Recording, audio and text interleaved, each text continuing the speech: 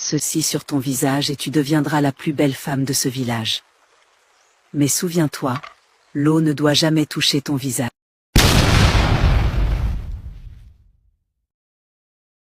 Elle se leva lentement et rentra chez elle sous la lumière de la lune.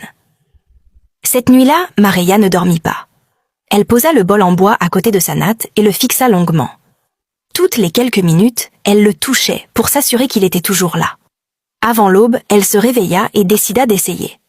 Elle se lava soigneusement les mains.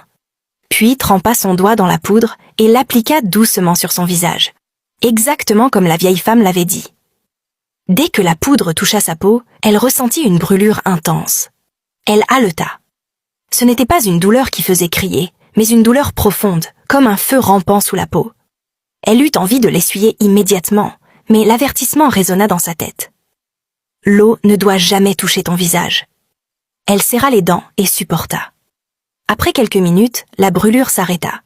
Son visage semblait tendu, lisse, étrange. Elle se précipita vers le petit miroir fissuré accroché au mur. Ce qu'elle vit la fit vaciller. Sa peau semblait plus claire.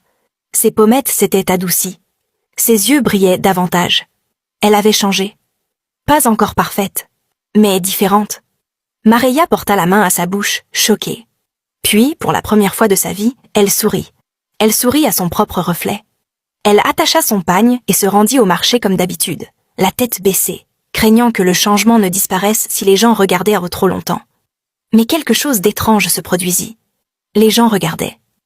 Une vendeuse de piments s'interrompit en plein milieu de sa phrase. Une autre murmura. « C'est bien, Maria. » Un homme portant des ignames se retourna pour regarder une seconde fois. Le cœur de Maria s'emballa. Arrivée sur la place du marché, des femmes la suivaient du regard. Son visage a changé. Elle a l'air fraîche. Qu'a-t-elle fait? Maria ne répondit à personne. Elle vendit ses légumes et rentra rapidement chez elle. Ce soir-là, elle appliqua de nouveau la poudre. La brûlure revint.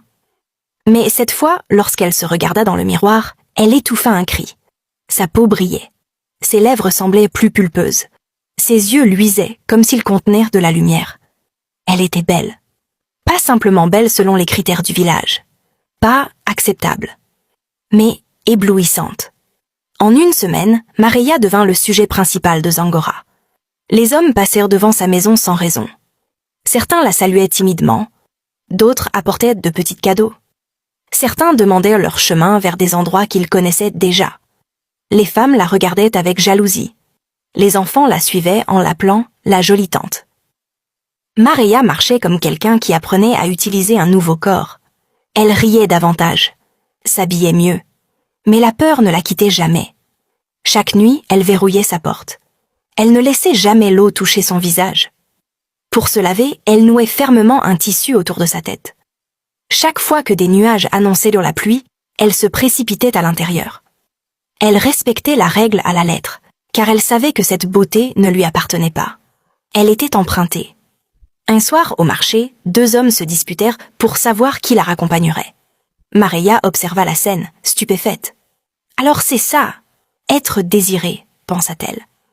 Puis un jour, un homme arriva au village. Il s'appelait Chef Nandori. Il était riche, respecté, et bien plus âgé que Maria. Il possédait des terres, des maisons, des commerces. Il avait été marié autrefois, mais sa femme était morte depuis longtemps. Quand le chef Nandori vit Maria, il s'arrêta net. Il la fixa longuement. Le soir même, il envoya ses serviteurs chez elle avec des cadeaux, des pagnes coûteux, des bijoux en or. Une demande en mariage. Maria tremblait d'incrédulité. Moi, épouse d'un chef. Tout le village bourdonnait. Les femmes qui se moquaient d'elle autrefois affichaient désormais des sourires forcés. Les hommes qui l'insultaient s'inclinaient respectueusement.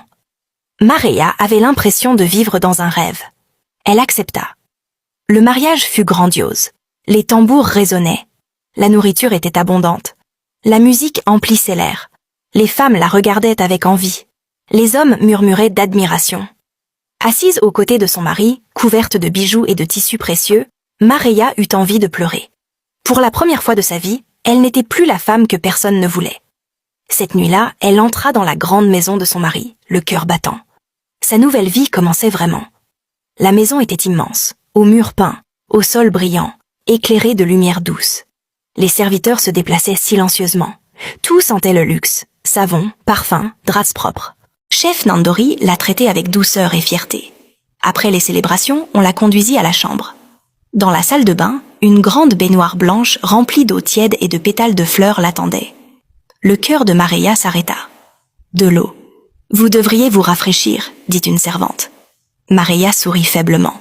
Vous devriez vous rafraîchir, dit une servante. Maria sourit faiblement. Une fois seule, elle verrouilla la porte et s'y appuya, respirant rapidement. Fais attention, très attention, se répéta-t-elle. Elle entra doucement dans la baignoire, évitant soigneusement son visage. Puis, son pied glissa. Elle tomba en arrière. Son visage plongea dans l'eau. Elle ressortit en hurlant. « Non! Non! Non !» Elle se précipita vers le miroir. Son sang se glaça. Son visage changeait. La peau se fissurait comme une terre sèche. Les rides apparaissaient instantanément. Ses joues s'affaissaient. Ses yeux s'enfonçaient. Sa beauté fondait comme de la cire au feu. La porte s'ouvrit brusquement. Chef Nandori entra et recula en criant. « Ce n'est pas ma femme !» Les serviteurs accoururent. Certains hurlèrent, d'autres s'évanouirent. Maria gisait sur le sol froid, tremblante, l'eau ruisselant de ses cheveux. « C'est moi !» murmura-t-elle. « Je suis celle que vous avez épousée. » Elle raconta tout. Sa vie, les humiliations, Kalem, la rivière, la poudre, la peur constante. « Je voulais juste un moment de bonheur », pleura-t-elle.